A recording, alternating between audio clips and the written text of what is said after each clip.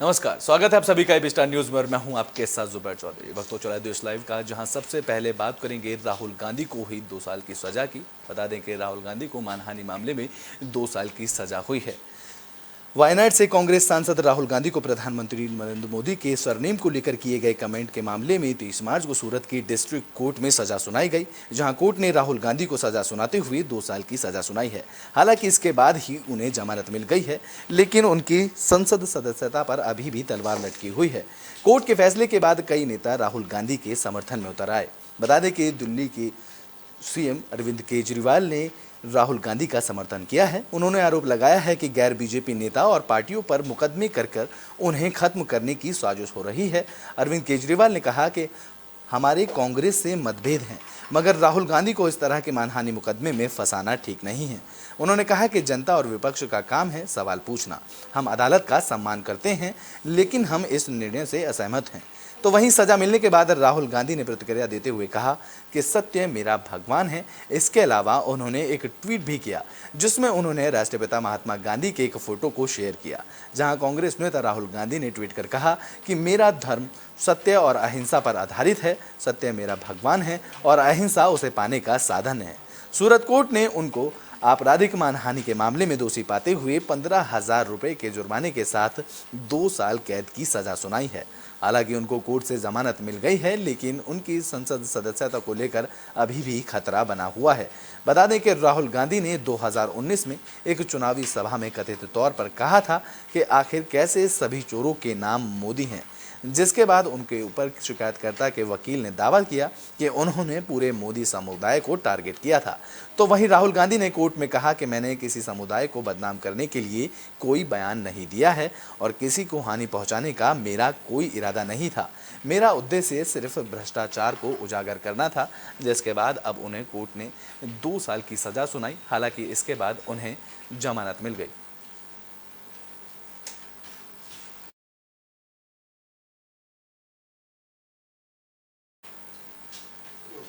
आइए सुनाते हैं कि राहुल गांधी ने 2019 में अपने बयान में क्या कुछ कहा था। में से पैसा निकाल के बैंक में डालते हैं।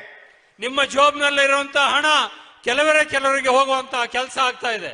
और फिर आपको पता लगता है कि आप ही का पैसा नीरव मोदी उठा के भाग गया।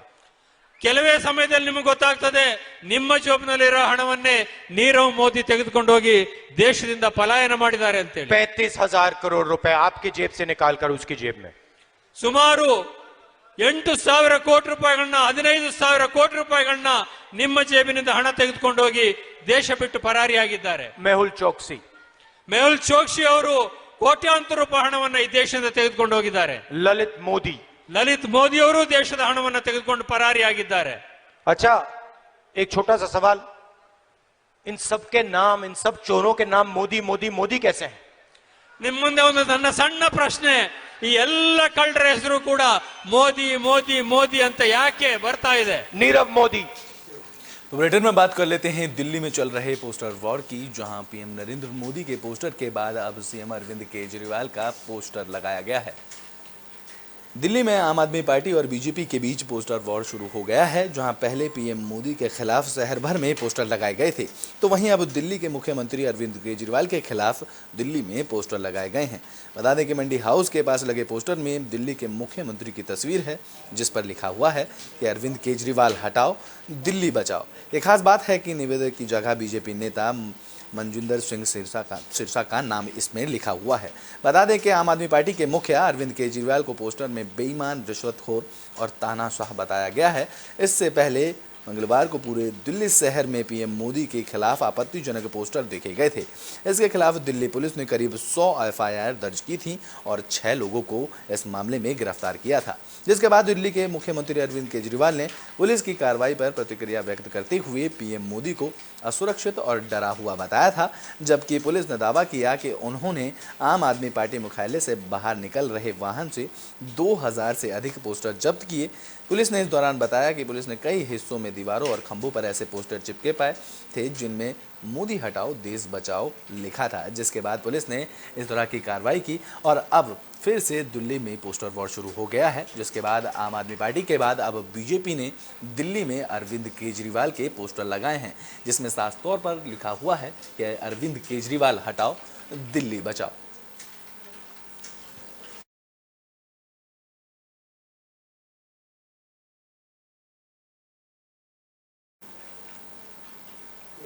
तो ब्रिटेन में बात कर लेते हैं संसद में चल रहे हंगामे की। आपको बता दें कि संसद में लगातार हंगामा देखने को मिल रहा है। एक तरफ विपक्ष अडानी मामले को लेकर जेपीसी की मांग कर रही है, तो वहीं सत्ता पक्ष राहुल गांधी के लंदन में दिए बयान पर मोदी से माफी मांगने के लिए कह रहा है। बता दें कि इससे पहले भी मंगलवार को राहुल अडानी मामले पर लेकर दोनों ही सदनों में हंगामे के कारण लगातार 7वीं बार संसद स्थगित की गई थी। संसद स्थगित होने के बाद विपक्षी नेताओं ने पार्लियामेंट के गेट नंबर पर प्रदर्शन किया। उन्होंने वी वांट जेपीसी और मोदी सरकार डाउन डाउन के नारे लगाए। दरअसल सदन में बीजेपी राहुल गांधी के लंदन में दिए गए बयान पर माफी की मांग पर अड़ी हुई है, तो वहीं हिरनबर्ग अडानी मामले पर कांग्रेस की जॉइंट पार्लियामेंट्री कमेटी की मांग अभी भी बरकरार है। बता दें कि बजट सत्र का दूसरा फेज 13 मार्च से शुरू हुआ था और ये फेज 6 अप्रैल तक चलने का प्रस्तावित है। इसके बाद राज्यसभा स्पीकर ने गुरुवार की सुबह सभी नेताओं के साथ बैठक की। इस बैठक में राज्यसभा की कार्रवाई को ठीक से कैसे चलाया जा सके, इन मुद्दों पर चर्चा की गई। ये पहली बार नहीं है जब सभापति ने नेताओं की बैठक बुलाई है। इससे पहले मंगलवार को भी जगदीप धनखड़ ने अपने चैम्बर में सदन के कामकाज को सुनिश्चित करने के लिए ऑल पार्टी मीटिंग बुलाई थी, जिसमें वाईएसआरसीपी और टीडीपी को छोड़कर बाकी सभी राजनीतिक दलों के नेता शामिल हुए थे। तो वहीं एक बार फिर से अब संसद में हंगामा देखने को मिला है, जहां आज सुबह भी संसद में हंगामा देखने को मिला, जिसके बाद कार्रवाई दोपहर की कार्रवाई शुरू होने के बाद भी संसद के दोनों सदनों में हंगामा देखने को मिला है।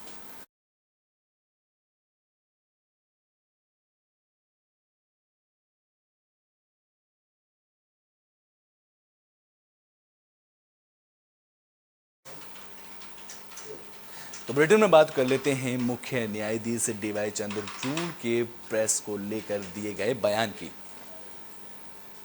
भारत के मुख्य न्यायाधीश डीवाई चंद्रचूड़ ने एक बार फिर से प्रेस की स्वतंत्रता की वकालत की है, जहां 22 मार्च को इंडियन एक्सप्रेस में रामनाथ गोयनका फाउंडेशन में बोलते हुए सीजेआई ने कहा, जब प्रेस को सत्ता से कठिन सवाल पूछने से रोका जाता है तब लोकतंत्र की जीवंतता को समझौता करना पड़ता है। उन्होंने कहा कि मीडिया राज्य की अवधारणा में चौथा स्तंभ है और इस तरह हमारे लोकतंत्र का एक अभिन्न अंग है। एक लोकतंत्र में ये बेहद जरूरी है कि हमें उस पत्रकारिता को प्रोत्साहित करना चाहिए जो देश की सरकार से कठिन सवाल पूछ सके। किसी भी देश की लोकतंत्र की जीवंतता पर प्रभावित हो जाती है जब प्रेस को ऐसा करने से रोक दिया जाता है। उन्होंने कहा कि अगर किसी देश को स्वस्थ लोकतंत्र बना रहना है तो उस देश में प्रेस को स्वतंत्र रहना चाहिए। सीजेआई ने प्रेस की स्वतंत्रता में सुप्रीम कोर्ट का भी जिक्र किया। उन्होंने कहा कि हमने अपने कई फैसलों में प्रेस की स्वतंत्रता पर जोर दिया है। उन्होंने कहा कि हमारा मानना है जब तक भारत की स्वतंत्रता सुरक्षित रहेगी तब तक पत्रकार प्रतिशोध के खतरे से डरे बिना सत्ता के सच बोल सकेंगे। तो वहीं सीजेआई ने इस दौरान मीडिया ट्रायल पर भी चिंता जताई। उन्होंने कहा कि ऐसा करने वाले को रोक लेकर दूर परिणाम भुगतना पड़ सकता है, क्योंकि वहां ऐसी धारणा जन्म ले लेती है जो व्यक्ति को ट्रायल से पहले ही जनता की नजरों में गुनहगार बना देती है।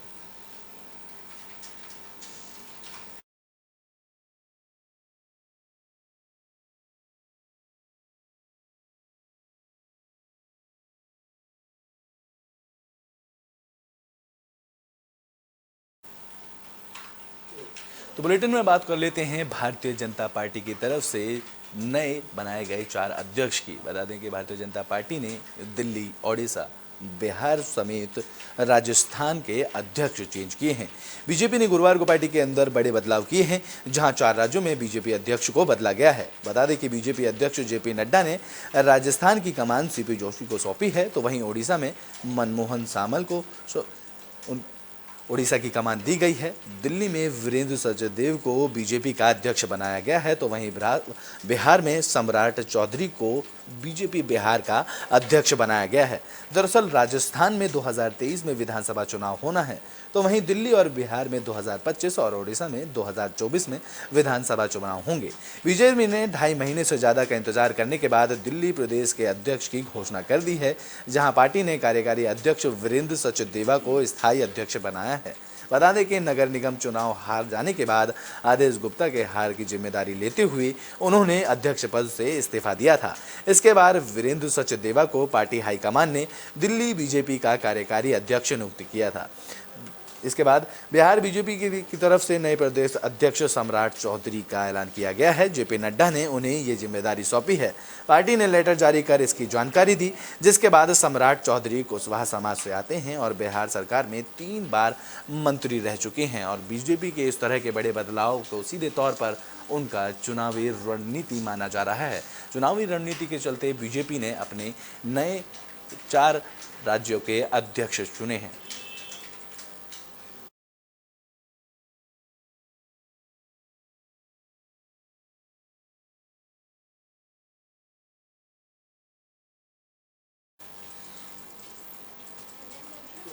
तो बुलेटिन में बात कर लेते हैं कर्नाटक की, जहां चुनाव से पहले पुलिस को बड़ी कामयाबी हाथ लगी है। बता दें कि कर्नाटक विधानसभा चुनाव नजदीक हैं। इससे पहले कर्नाटक पुलिस ने कई चेक पोस्ट पर भारी मात्रा में नकदी जब्त की है, जिसे आगामी चुनाव में होने वाले विधानसभा चुनाव में मतदाताओं को प्रभावित करने के लिए ले जाया जा रहा था। वहीं कर्नाटक पुलिस ने ऐसे भी लगातार चेकिंग अभियान चलाए हैं, जिसमें विभिन्न चेक पोस्ट पर चेकिंग कर कर्नाटक पुलिस की तरफ से लगातार की जा रही कार्रवाई में पुलिस को बड़ी सफलता हाथ लगी है। जानकारी के मुताबिक गडग पुलिस ने मंदरगी चेक पोस्ट से 15 लाख रुपए और गांजा बरामद किया है। वहीं गडग पुलिस ने ग्रामीण चेक पोस्ट पर 1.75 करोड़ मूल्य के सोने की ज्वेलरी बरामद की है। पुलिस ने बासापुर चेक पोस्ट से 24 लाख रुपए बरामद किए हैं, जहां कर्नाटक पुलिस ने नगद पैसे के साथ ही सोने की ज्वेलरी, 500 रुपए के नोट और भारी मात्रा में गांजा भी बरामद किया है। पुलिस के मुताबिक इन सब का इस्तेमाल कर्नाटक के विधानसभा चुनाव को प्रभावित करने के लिए किया जाना था। दरअसल ये सभी सामान टेम्पो से एक जगह से दूसरी जगह ले जाए जा रहे थे।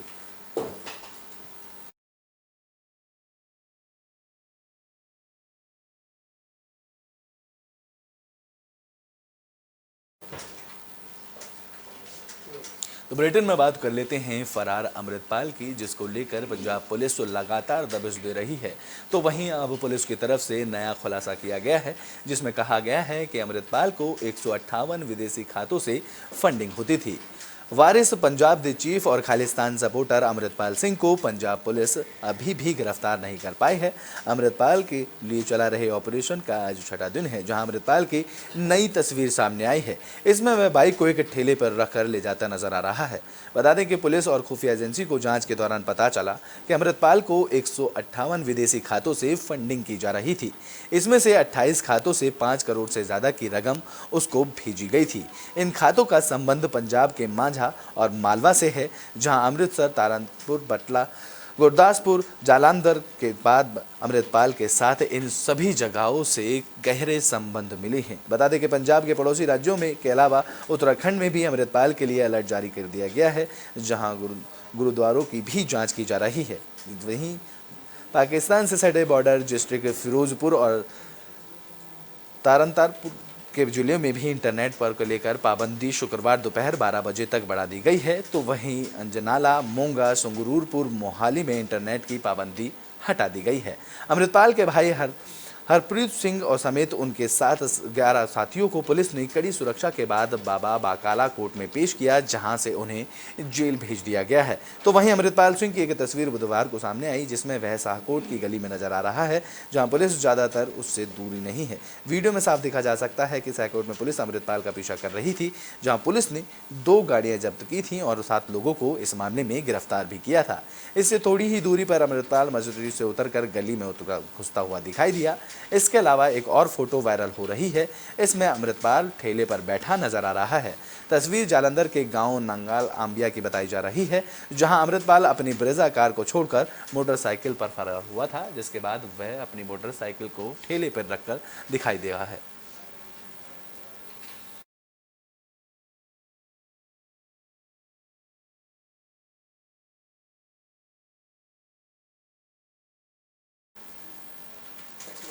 तो बुलेटिन के आखिरी में बात करते हैं बढ़ते कोरोना मामलों की। आपको बता दें कि देश भर में कोरोना के मामलों में इजाफा देखने को मिला है, जिसको लेकर पीएम मोदी ने हाई लेवल मीटिंग भी की है। भारत में एक बार फिर से कोरोना के मामले तेजी से बढ़ने लगे हैं। बीते कई महीनों के बाद अब कोरोना में 1000 से ज्यादा केस सामने आने लगे हैं। बता दें कि 23 मार्च को कोविड के मामलों में उछाल देखने को मिला, जहां बीते 24 घंटे में कोरोना वायरस के 1133 पॉजिटिव केस दर्ज किए गए हैं। वहीं 4 लोगों ने कोविड के कारण अपनी जान गंवा दी है। इसी के साथ ही कोरोना के एक्टिव केस भी बढ़ गए हैं, जहां मंगलवार को 457 एक्टिव केस बढ़े, जिसके बाद सक्रिय मामलों की संख्या बढ़कर 7026 के पार पहुंच गई है। केंद्रीय स्वास्थ्य मंत्रालय के अनुसार बीते 24 घंटे में 662 लोग कोरोना से ठीक भी हुए हैं, जिन्हें अस्पताल से डिस्चार्ज किया गया है और अब तक देश का रिकवरी रेट 98.8% है, जबकि मृत्यु दर रेट 1.19% है। बात कर रहे हैं महाराष्ट्र की, तो महाराष्ट्र में कोरोना वायरस के मामले तेजी से बढ़ रहे हैं, जहां बीते 24 घंटे में प्रदेश में 334 नए मामले दर्ज किए गए हैं, तो वहीं केरल में 172 नए कोरोना केस दर्ज किए गए हैं। प्रदेश में एक्टिव केसों की मामले संख्या बढ़कर 1026 पहुंच गई है। बात करें दिल्ली की, तो दिल्ली में बीते 24 घंटे में कोरोना वायरस के 84 पॉजिटिव मामले सामने आए हैं। कोरोना के बढ़ते मामलों को देखकर केंद्र सरकार अलर्ट हो गई है, जहां खुद प्रधानमंत्री नरेंद्र मोदी ने स्थिति पर बारीकी से नजर रखे हुए हैं। इस कड़ी में प्रधानमंत्री मोदी ने 22 मार्च को उच्च स्तरीय बैठक बुलाई और कहा कि कोविड-19 अभी खत्म नहीं हुआ है। उन्होंने अधिकारियों को जीनोम अनुक्रमण बढ़ाने और जीनोम टेस्टिंग करने के लिए निर्देश जारी किया है, जहां कोविड उपायुक्त व्यवहार अपनाए जाने पर भी जोर दिया गया है और कोविड के रूल्स फॉलो करने को लेकर भी बढ़ावा देने की जानकारी मिली है, जिसमें सभी लोगों को मास्क पहनने और दूरी बनाए रखने की सलाह दी गई है।